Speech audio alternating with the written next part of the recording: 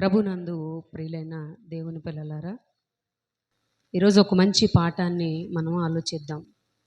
దేవుడు ఇష్టపడే ఉపవాసం ఏది?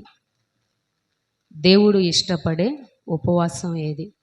ఈ రోజుల్లో అందరూ కూడా ఉపవాస దినాలను పాటించే రోజులు ఇవి. 40 రోజులు ఉపవాస దీక్షలు చేస్తున్నారు. మరి క్రైస్తవులు అనగానే ఒక బ్రాండ్ లాగా 40 రోజులు ఈస్టర్ మాసంలో 40 రోజులు ఉపవాసం ఉండటానికి ప్రయత్నిస్తారు. ఎందుకు అనంటే వాళ్ళు అనుకున్న కోరికలు తీరాలని, వాళ్ళు కావలసినవి పొందుకోవాలని ఉపవాసం చేస్తూ ఉంటారు. మరి దీని గురించి మనం ఆలోచిస్తే, ఇంతకుముందు ఏ చర్చి చూసినా ఆదివారం తప్ప మిగిలిన అన్ని రోజుల్లో తాళాలేసి ఉంటాయి. ఒక్క లైట్ కూడా ఉండదు, చీకటిగా ఉంటుంది.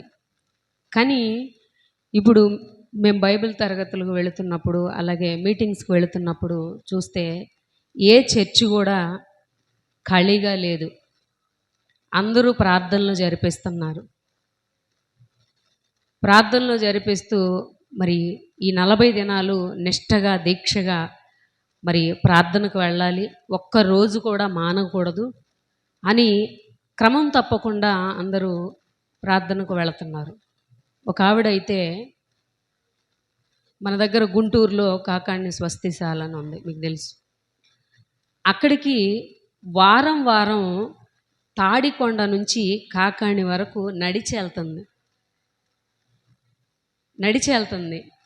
నేను అడిగా, ఎందుకక్క నడిచి వెళ్తున్నారు అని అంటే, నేను ఒకటి అనుకున్నాను, మరి నేను 12 వారాలు వెళ్ళాలని అనుకున్నాను, ఇది చివరి వారం, నేను నడిచి వెళ్తే నేను అనుకున్నది తీరుతుంది అని నేను నమ్మాను, అందుకే నడిచి వెళ్తున్నాను అని అంది.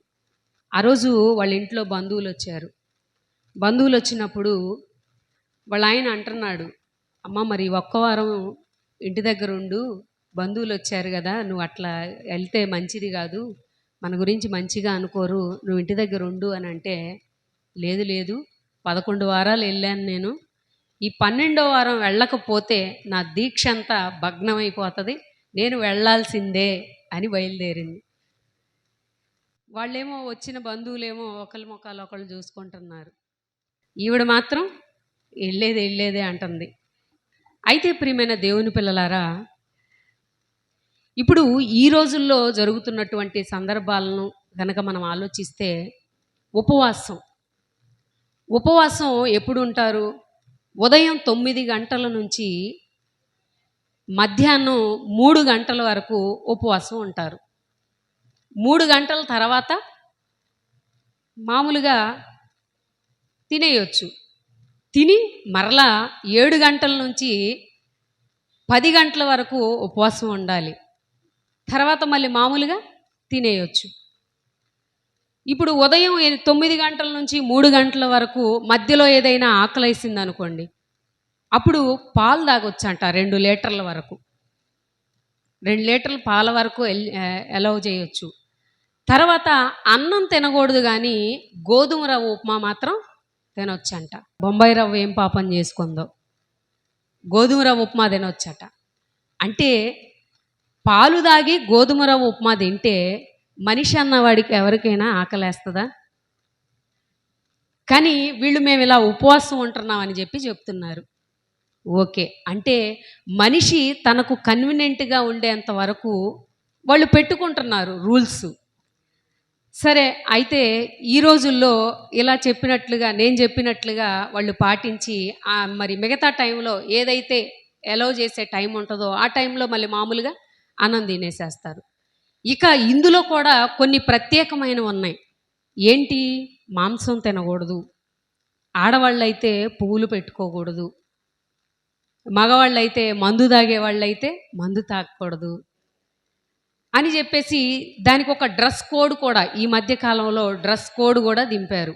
హైందవులు ఎలాగైతే రెడ్ డ్రెస్సు, మరి నల్ల డ్రెస్సు కొంతమంది అలా వేసుకుంటారు. అయితే మన వాళ్ళు కూడా ఒక డ్రెస్ కోడ్ని ఏర్పాటు చేశారు. ఏంటి ఆ డ్రెస్ కోడ్? అక్కడక్కడ మీరు వచ్చేటప్పుడు మీకు కూడా కనిపించే ఉంటారు. తెల్ల డ్రెస్ వేసుకొని మెడలో గళ్ళ కండువ గళ్ళ కండువ వేసుకుంటారు. మా అక్కోళ్ళ అబ్బాయి ఒక అబ్బాయి మొన్న నేను తాడికొండ మీటింగ్కి వెళ్ళినప్పుడు కనిపించాడు. భయంకరంగా తాగుతాడు వాడు. భయంకరంగా తాగుతాడు. పెద్దోళ్ళని కూర్చోబెట్టి, నాన్న అలా చేయొద్దు, నీకు ఇంకా పెళ్ళి కావాలి, నువ్వు తాగొద్దు, నువ్వు మంచిగా ఉండు, నువ్వు ఇలా తాగితే నీకు ఎవరు పిల్లను కూడా ఇవ్వరు అని చెప్పి ఎంతమంది చెప్పినా వాడు వినట్లేదు, తాగుతానే ఉన్నాడు. అయితే సడన్గా నేను మొన్న తాడికొండ వెళ్ళినప్పుడు వాడు మాలేసుకున్నాడని చెప్పారు.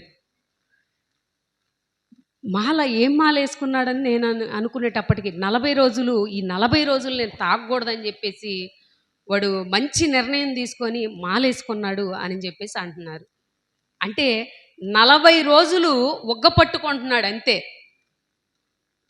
రోజు తాగే దాని మీద ఏం ఇంట్రెస్ట్ ఉంటుందండి? కొంచెం గ్యాప్ ఇస్తే మజా వేరుగా ఉంటుంది. అందుకే వాడేం చేశాడు, మాలేసుకొని ఈ 40 రోజులు ఆగి తర్వాత ఆ మజాని ఎంజాయ్ చేద్దామని వాడు అనుకుంటున్నాడు.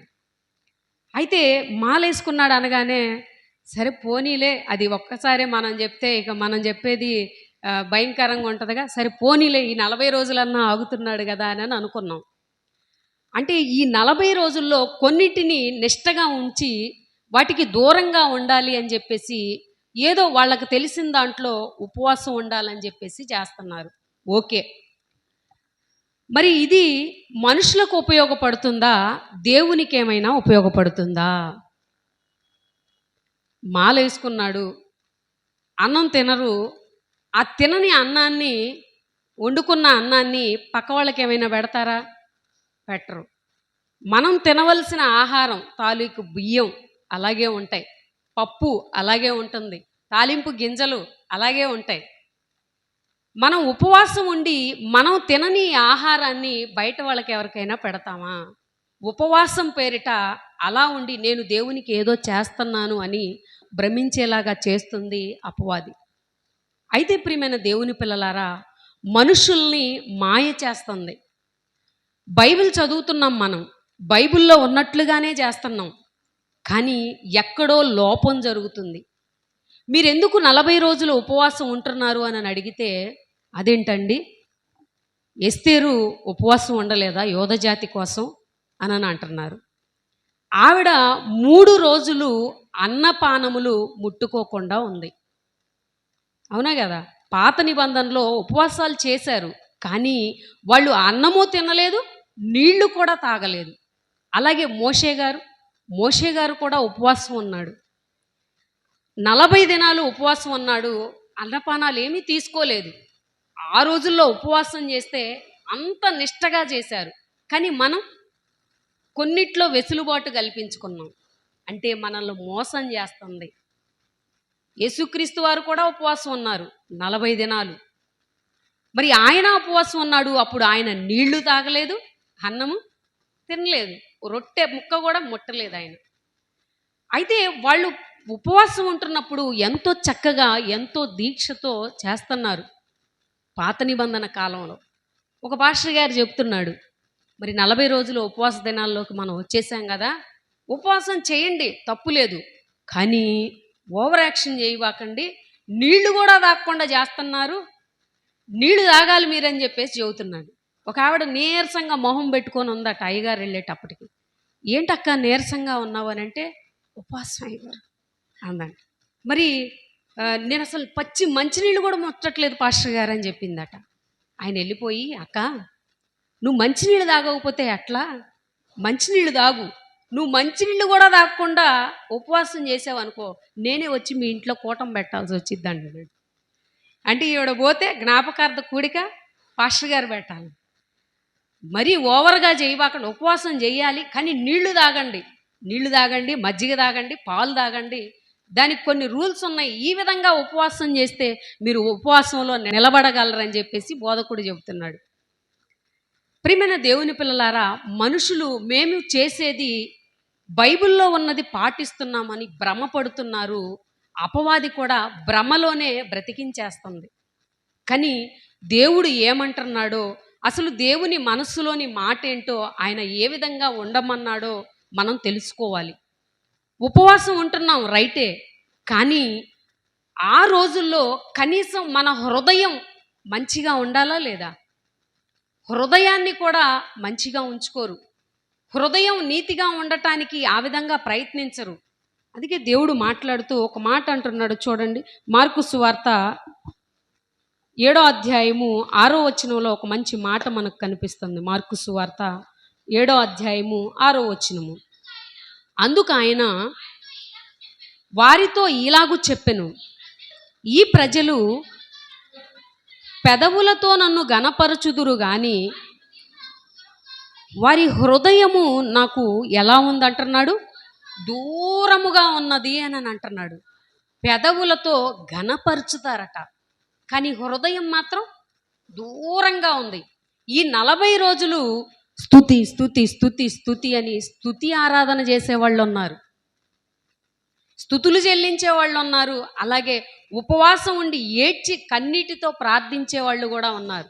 ప్రభువా మా మొర ఆలకించు, మా మొరను ఆలకించు, మేము ఇబ్బందుల్లో ఉన్నాం, కష్టంలో ఉన్నాం, ఉపవాసం ఉండి ప్రార్థన చేస్తే నువ్వు వింటావు కదా, నా మొర ఆలకించయ్యా అని చెప్పేసి పెదవులతో ఘనపరుస్తున్నారు. ప్రభువా మరి నువ్వు చాలా గొప్పవాడివి, నువ్వు ఉన్నతుడివి, నువ్వు శాంతిమంతుడివి అని చెప్పేసి మరి రకరకాలుగా ఆయన్ను పొగుడుతున్నారు, కానీ హృదయం మాత్రం ఆయనకు దూరంగా ఉంది అని చెబుతున్నాడు. ఇంకా ఏమంటున్నాడు చూడండి, వారు మానవులు కల్పించిన పద్ధతులు దేవోపదేశములని బోధించుచు నన్ను వ్యర్థముగా ఆరాధించుచున్నారు. మానవులు కల్పించిన పద్ధతులు దేవుడు చెప్పాడు అని దేవుడు చెప్పినట్లుగా వాటిని పాటిస్తున్నారు, కానీ అవి ఉపయోగకరమైనవా? కాదు, అవి వ్యర్థమైనవి అని చెబుతున్నాడు. యేసుక్రీస్తు వారు సువార్త పరిచర్య చేస్తూ దారిన వెళుతున్నప్పుడు శిష్యులు ఆకలి కొన్నారు.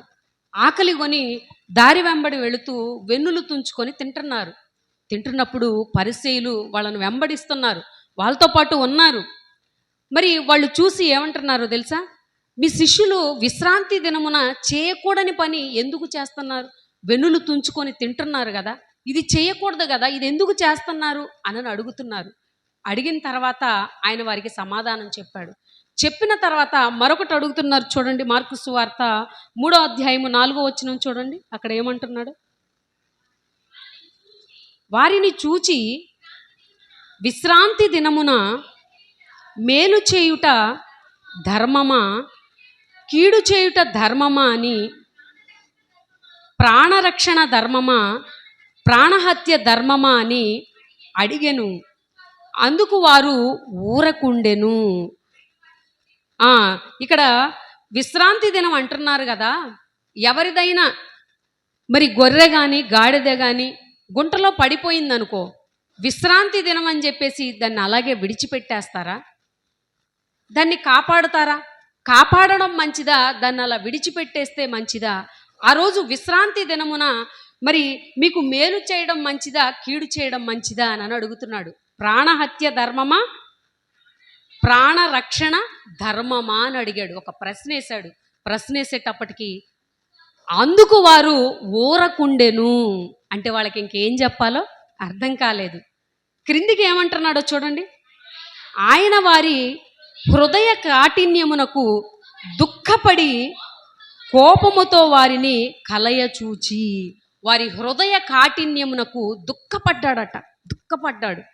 మీరు విశ్రాంతి దినాన్ని పాటిస్తున్నారు ఓకే, కానీ అందులో యేసుక్రీస్తు వారు తమతో ఉన్నప్పుడు ఆయన ఎలాగైనా తప్పు పట్టాలి, ఆయన ఎలాగైనా ఇతను తప్పుడు వాడిగా చిత్రీకరించి అధికారులకు అప్పజెప్పాలి అని చెప్పేసి వాళ్ళు చూస్తున్నారు.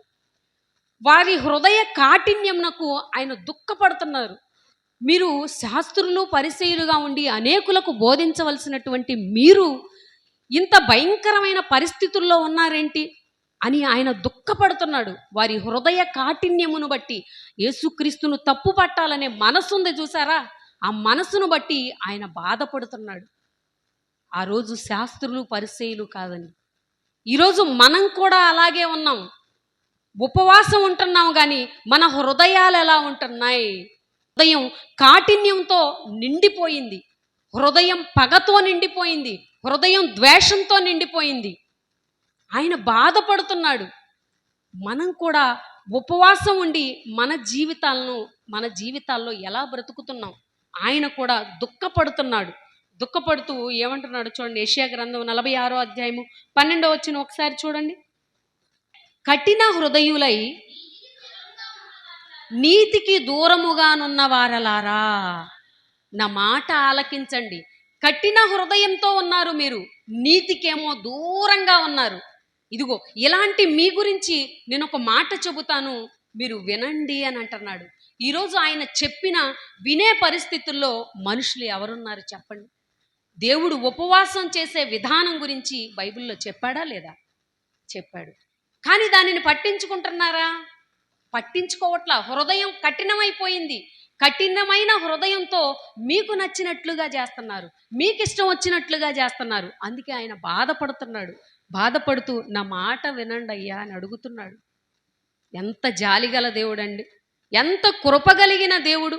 మీ హృదయాలు భయంకరమైన స్థితిలోనికి వెళ్ళిపోయాయి అని చెప్పేసి అనకూడని మాట కూడా ఆయన అనేస్తున్నాడండి. ఆయన పిల్లలం కదా మనం. తల్లిదండ్రులు కోపం వచ్చినప్పుడు పిల్లలను తిడతారు, తిట్టిన తర్వాత బాధపడతారు. ఆయన కూడా కోపంతో ఏమంటున్నాడో చూడండి. అపోస్తల కార్యములు 7వ అధ్యాయము 51వ వచనం చూడండి.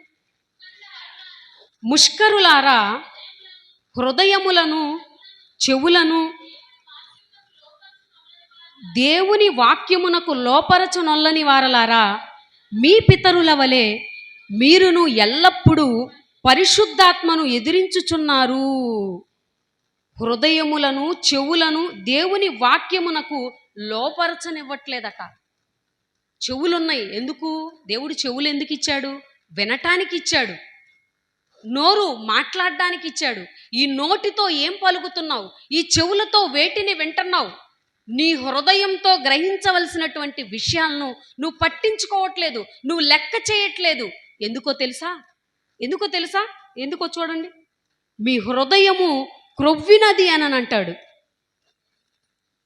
మీ హృదయము క్రొవ్వినది అని అంటాడు. అంటే మన హృదయం క్రొవ్వుతో నిండిపోయింది.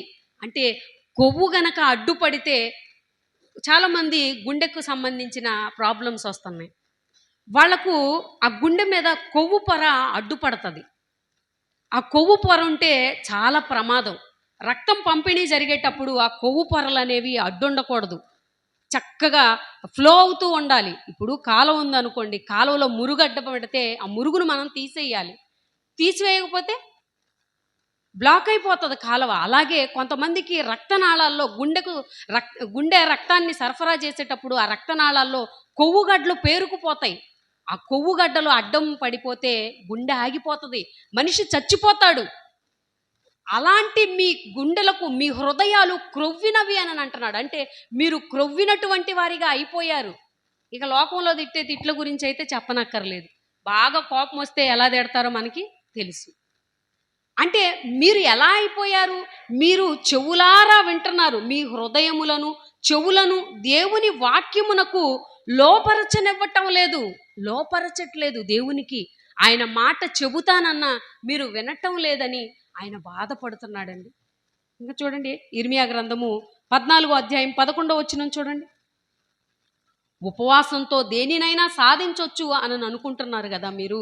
ఆయన ఏమంటున్నాడో, ఆయన బాధ ఏంటో చూడండి. ఇర్మియా గ్రంథము 14వ అధ్యాయము 11వ వచనము. మరియు యెహోవా నాతో ఇట్లనెను, వానికి మేలు కలుగునట్లు ఈ ప్రజల నిమిత్తము ప్రార్థన చేయకుము. వారు ఉపవాసం ఉన్నప్పుడు నేను వారి మొరను వినను అని అంటున్నాడు. ఇదేంటండి? మనం 40 రోజులు ఆయన మన మొర వింటాడు అని చెప్పేసి 40 రోజులు ఉపవాసం ఉండి ప్రార్థన చేస్తుంటే ఆయన మొర వినడు అని అంటున్నాడేంటి? చాలామంది ఏమంటున్నారో తెలుసా? ఉపవాసం ఉన్న వాళ్ళ దగ్గరికి వెళ్ళిపోయి, ఈ ఉపవాసం ఉండని వాళ్ళు ఉంటారు కదా, అబ్బా అక్క నువ్వు ఉపవాసం ఉండి ప్రార్థన చేస్తున్నావు కదా, నీ ప్రార్థన దేవుడు వింటాడు. ఇదిగో మా అబ్బాయి గురించి ప్రార్థన చేయి, మా అబ్బాయికి మంచి ఉద్యోగం రావాలి, మంచి పిల్ల దొరకాలని ప్రార్థన చేయమని చెప్పేసి ఉపవాసం ఉండే ఆమె దగ్గరికి వెళ్ళిపోయి ఉండనామె అడుగుతుంది. అంటే ఈమె ప్రార్థన చేస్తే ఆయన వింటాడని ఈమె నమ్మకం. కానీ ఇక్కడ ఆయన ఏమంటున్నాడు? వారు ఉపవాసం ఉన్నప్పుడు నేను వారి మొరను వినను అని అంటున్నాడండి. అంటే మనం ఉపవాసం ఉండి ప్రార్థన చేస్తే ఆయన వినడు అని అంటున్నాడు. కానీ మరి 40 రోజులు ఉపవాసం ఉండి ప్రార్థన చేస్తే మరి మన మొర వింటాడని మనం అనుకుంటున్నామే. మరి ఇక్కడ క్లియర్గా చెప్పబడుతుంది. అప్పుడప్పుడు పిల్లలు వాళ్ళకి కావాల్సినవి పొందుకోవాలి అంటే అన్నం తినడం మానేస్తారు. అన్నం తినడం మానేస్తే ఫోన్లే చచ్చిపోతాడని చెప్పేసి వాడి కోసం ఫోన్లే వచ్చి అన్నం తినరా, కొనిస్తాలే తిను, నీకు బండి కావాలా, కొనిస్తానులే తిను, వచ్చి ఫోన్ కావాలా, సరేరా అని చెప్పి పిలుస్తాం.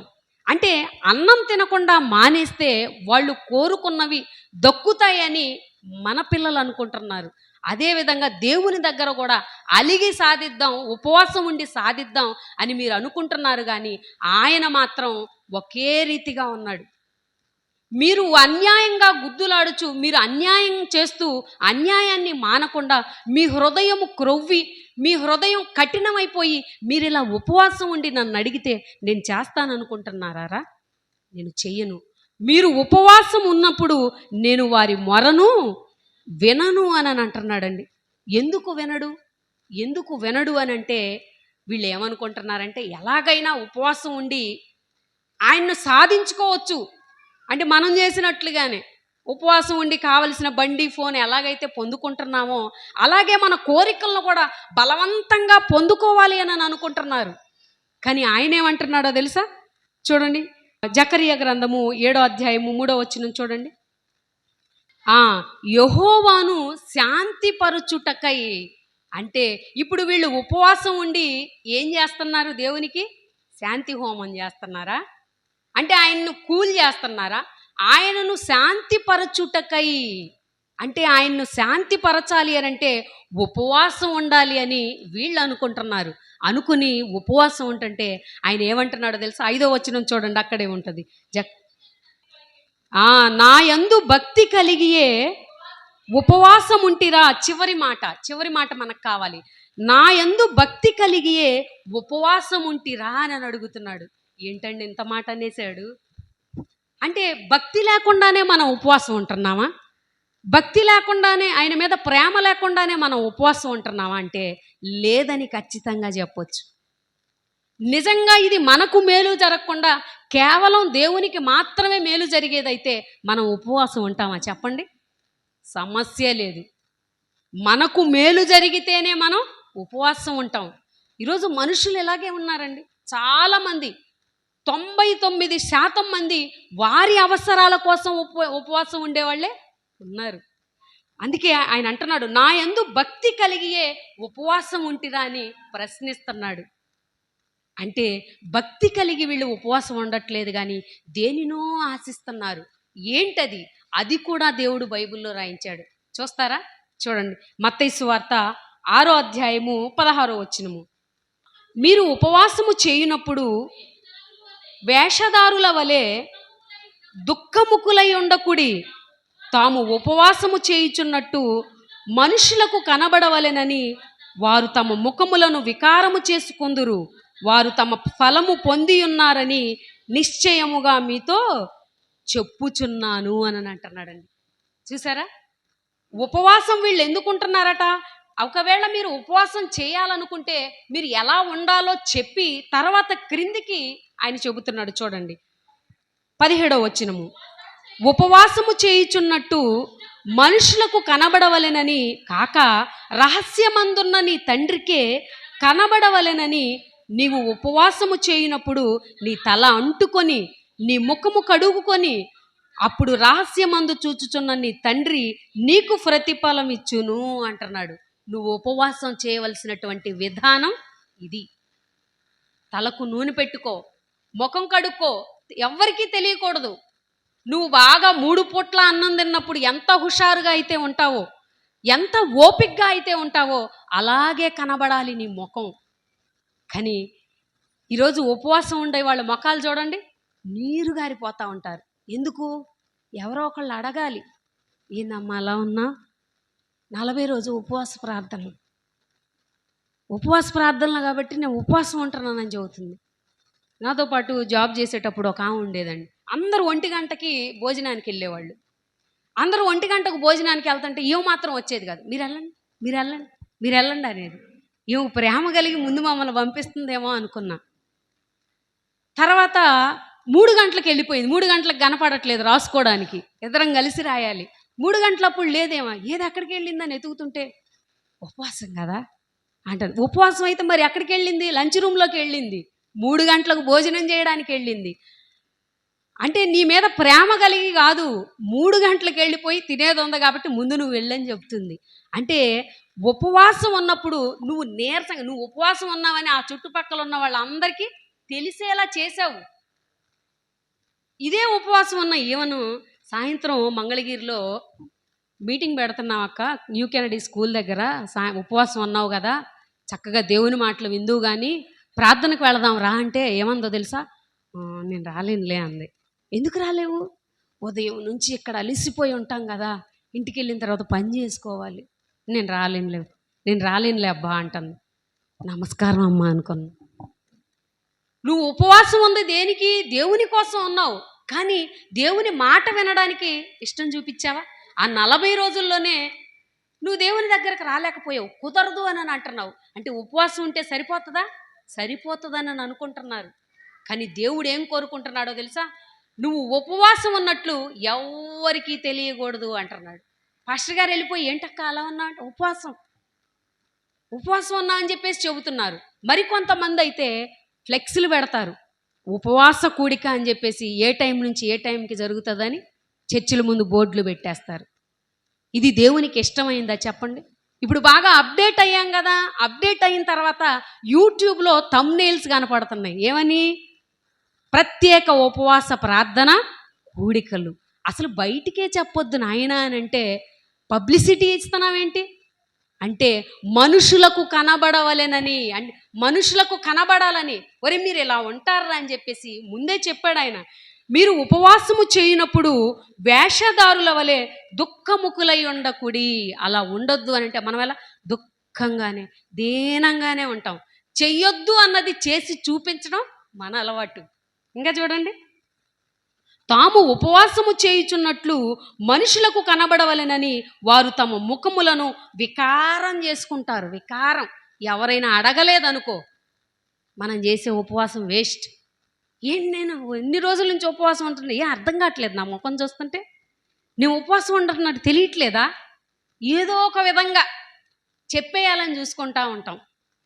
దీని వలన ఉపయోగం లేదు. ఒకవేళ నువ్వు అలా ప్రయత్నించావే అనుకో, నీ ఫలము నువ్వు పొందేసావు. అక్కడ దాకా లేదు, నువ్వు ఇక్కడే ఉండిపోయావు.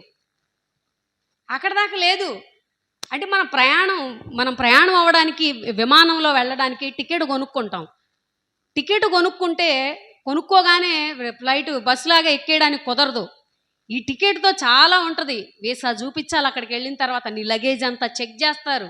ఈ లగేజ్ అంతా చెక్ చేస్తే అంతా ఓకేగా ఉంటే అప్పుడు నేను ఫ్లైట్ ఎక్కిస్తారు. అలా కాకుండా నేను టికెట్ కొనుక్కున్నాను, నేను వెళ్ళిపోతానని ఎర్ర బస్సు ఎక్కినట్టు ఫ్లైట్ ఎక్కడానికి సిద్ధపడ్డాం అనుకో, ముందు వాళ్ళు అందరూ వచ్చి లాగి బయటపడేస్తారు. అంతవరకు ఎందుకండి? సంతోష్ అన్నయ్య దుబాయ్ వెళుతున్నప్పుడు పర్సు నా దగ్గర వదిలిపెట్టేసి ఫ్లైట్ ఎక్కడానికి వెళ్ళిపోయారు. డబ్బులు ఇస్తానండి, పర్సు మర్చిపోయారు, లోపలికి వెళ్ళి డబ్బులు ఇచ్చేసి వెంటనే వస్తానంటే ఒప్పుకోలేదు వాళ్ళు.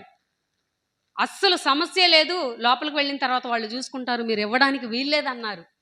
కానీ ఆ రోజు మరి వెంటనే ఫ్లైట్ ఎక్కడానికి ముందే అక్కడున్న వాళ్ళు వాళ్ళ కరెన్సీని అన్నయ్య ఫోన్లో వేశారు కాబట్టి క్షేమంగా దైవజనులు దుబాయ్ వెళ్ళారు. కానీ ₹1 కూడా లేకుండా దుబాయ్ ప్రయాణం చేశారు ఆ రోజు. అంటే మనం ఒక టికెట్ కొనుక్కున్నాము అని అంటే ఫ్లైట్ ఎక్కడానికి కొన్ని రూల్స్ ఉంటాయి. అలాగే మరి మనం ఉపవాసం ఉంటే సరిపోతుందా? దేవుడు ఎలా చెప్పాడో ఆ ప్రకారం ఉండకపోతే మనం ఫలం పొందుకోలేము, ఆ ఫలాన్ని మనం అందుకోలేము. దేవుడు చెప్పినట్లుగా చేయటానికి మనం ప్రయత్నించాలి. ఇక ఆయన యెషయా గ్రంథంలో ఏం చెబుతున్నాడో చూడండి. దానికన్నా ముందు మత్తయి సువార్త 5వ అధ్యాయం 6వ వచనం చూద్దాం. మనం దేని కొరకు ఉపవాసం ఉండాలో ఆయన తన మనస్సును చెబుతున్నాడు. నీతి కొరకు ఆకలి దప్పులు గలవారు ధన్యులు, వారు తృప్తిపరచబడుదురు అని అంటున్నారు. మనం దేని కొరకు ఉపవాసం ఉండాలో తెలుసా? నీతి కొరకు. నీతి. నీతి అంటే మనకు తెలిసిన నీతి ఏంటి? మనకు తెలిసిన నీతి దేవుని వాక్యం. లోకంలో ఉన్న వాళ్ళని అడగకూడదు. లోకంలో ఉన్న వాళ్ళు నీతి అంటే ఏం చెబుతారు? అబద్ధం కానిది, అబద్ధాలు ఆడకూడదు, నీతిగా ఉండాలి, న్యాయంగా ఉండాలి, యథార్థంగా ఉండాలి అని చెబుతారు.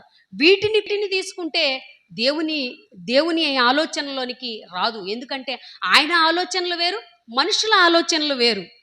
నీతి కొరకు ఆకలి దప్పులు గలవారు ధన్యులు అంటున్నారు. ఈరోజు నీతి కొరకు ఆకలి దప్పులు కలిగి ఉండేవాళ్ళు ఎవరైనా ఉన్నారా? 40 దినాలు ఉపవాసం ఉండడానికి ఈ 40 రోజులు పెట్టుకొని ఆకలి దప్పులతో ఉంటున్నారు. కానీ ఆకలి దప్పులని వాళ్ళు చెప్పుకుంటున్నారు, దీనికోసం ఉంటున్నారు. కానీ వాక్యం కొరకు నీతి కలిగి ఉండేవాళ్ళు ఉన్నారా? అసలు నీతి అంటే ఏంటో మనం చూడాలి. కీర్తనల గ్రంథము 119 అధ్యాయము 123 చూడండి. నీ రక్షణ కొరకు, నీతి గల నీ మాట కొరకు కనిపెట్టుచు. దేనికోసం కనిపెట్టాలి మనం? నీతి కొరకు ఆకలి దప్పులు గలవారు ధన్యులు అన్నాడు కదా. ఆ నీతి ఏంటి అని అంటే, నీతి గల నీ మాట కొరకు కనిపెట్టాలి. అంటే మనం నీతిగా ఉంటున్నామని అనుకుంటున్నాము, కానీ నీతి కలిగిన ఈ వాక్యం వినడానికి రామ్మా అంటే వస్తుందా? రావట్లేదు. వాక్యం కొరకు కనిపెట్టడం లేదు. నిజంగా దేవుడు ఎంత గొప్పవాడండి. ప్రతిదీ కూడా రాయించాడు మన కోసం. మనకు తెలియదని ప్రతిదీ చక్కగా రాయించి పెట్టాడు. కానీ మనం అర్థం చేసుకుంటున్నావా? ఇంకా ఏమంటున్నాడు చూడండి, అదే కీర్తనల గ్రంథము 119 అధ్యాయం 142. నీ నీతి శాశ్వతమైనది అంటున్నాడు. నీ నీతి శాశ్వతమైనది అంటే దానికి అశాశ్వతం కాదది, అది ఎప్పటికీ కూడా నిలిచి ఉండేది. నీ నీతి శాశ్వతమైనది. ఎంతవరకు శాశ్వతమైనది? నువ్వు ఈ భూమి మీద చచ్చిపోయినా సరే మరలా నిన్ను మరొక లోకానికి తీసుకెళ్ళిపోయేంత శాశ్వతమైనది. మనం నీతి, న్యాయం, యథార్థం కలిగి ఉంటే 60-70 సంవత్సరాలే మన పేరు 10 కాలాలు చెప్పుకుంటారు, తర్వాత మనల్ని మర్చిపోతారు.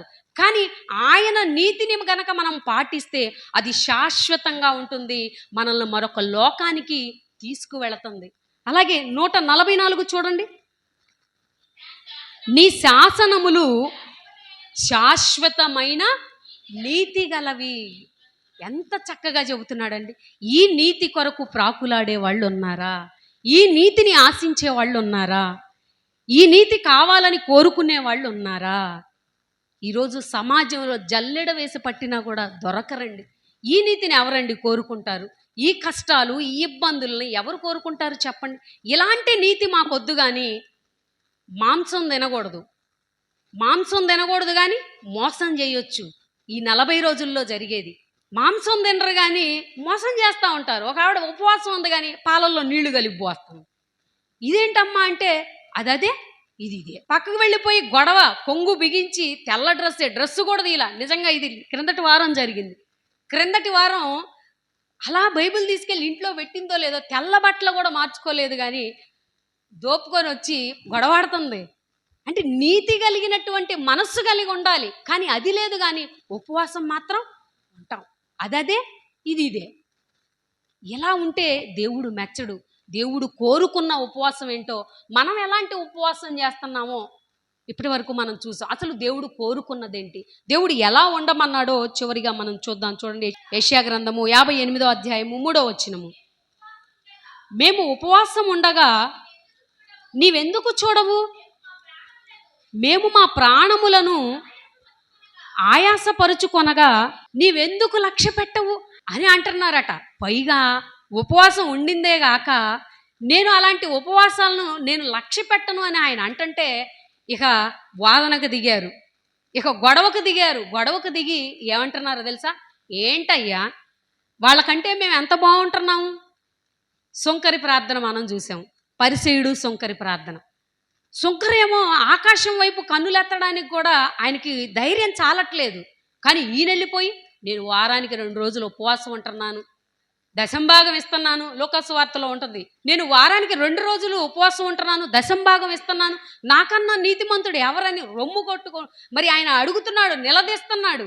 అలాంటి వారిని ఉద్దేశించి దేవుడు అంటున్నాడు, మేము ఉపవాసం ఉండగా నువ్వెందుకు చూడవు?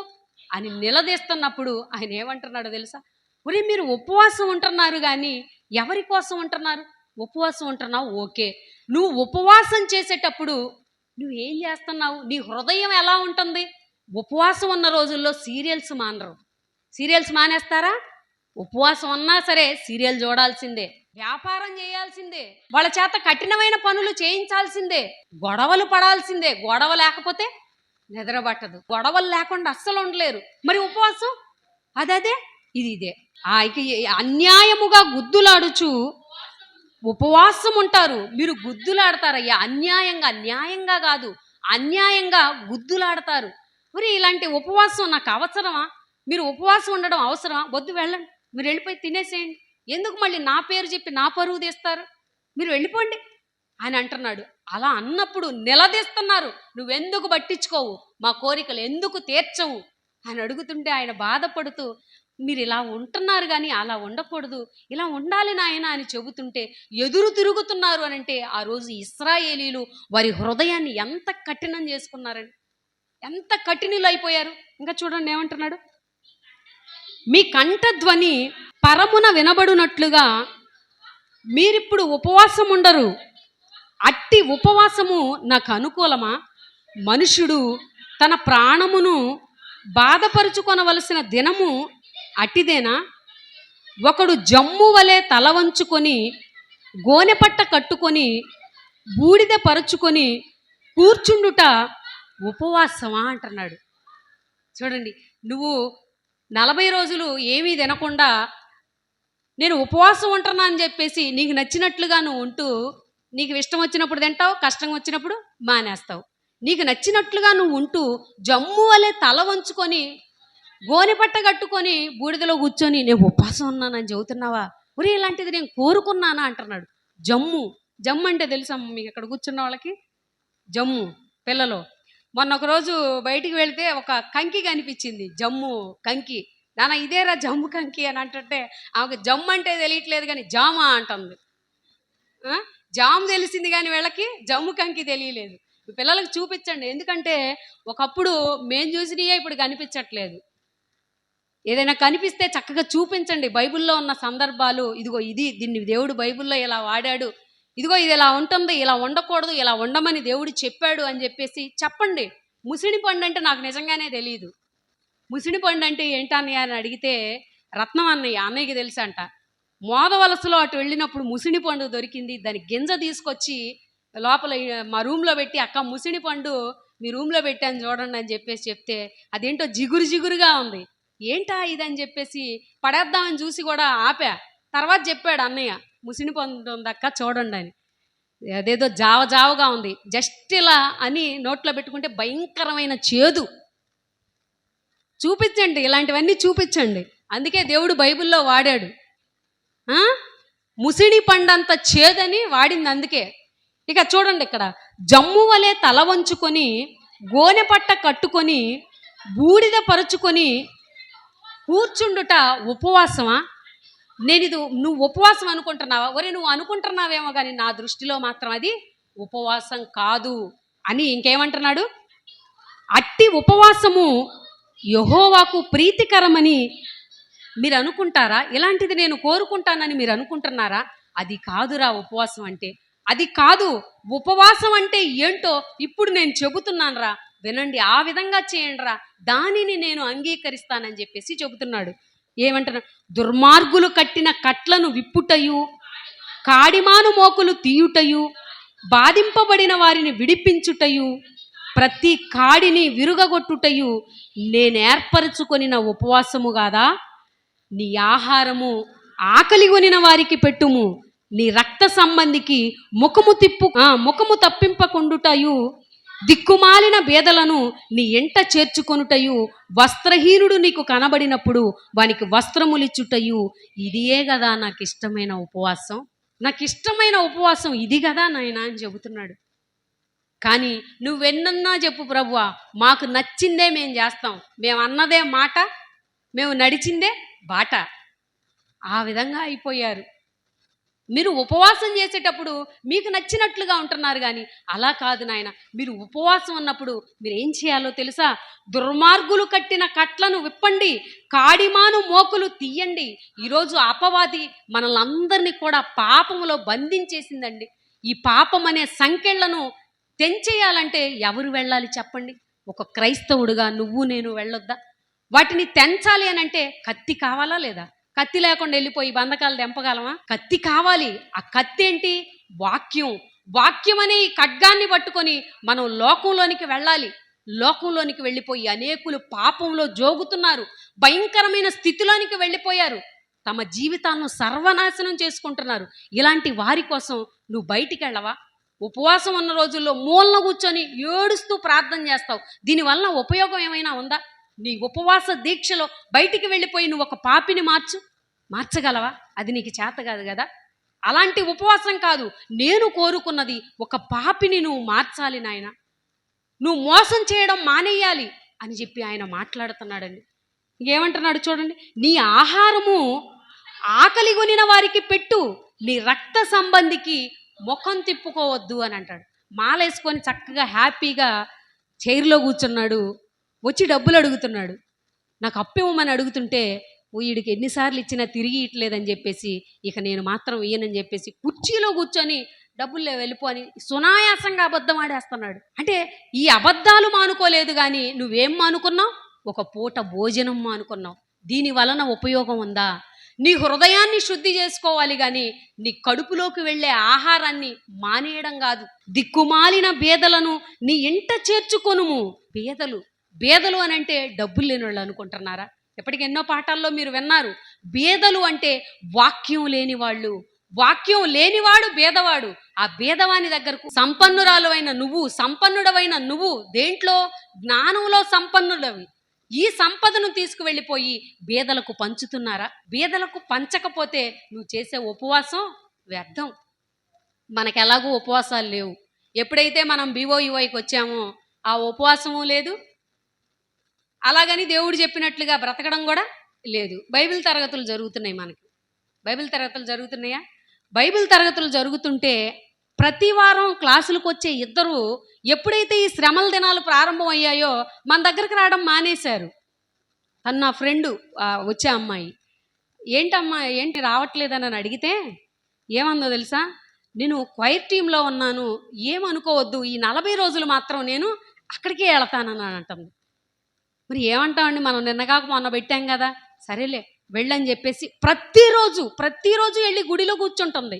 మరి మనకు ఆదివారం వస్తాం, ఆదివారం వచ్చి మరలా గురువారం బైబిల్ క్లాసులో కనపడేది ఎంతమంది చెప్పండి?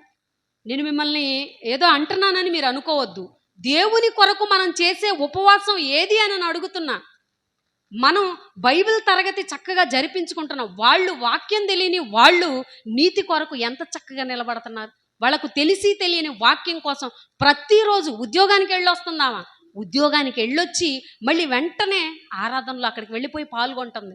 మనకు 40 రోజులు ఉపవాస ప్రార్థనలు లేవు. 40 రోజులు వరుసగా పెడితే వచ్చేవాళ్ళు ఎంతమంది చెప్పండి? ఒకవేళ వస్తారా అంటే భక్తిలో మనం ఎంత వెనకబడి ఉన్నామో ఆలోచించండి.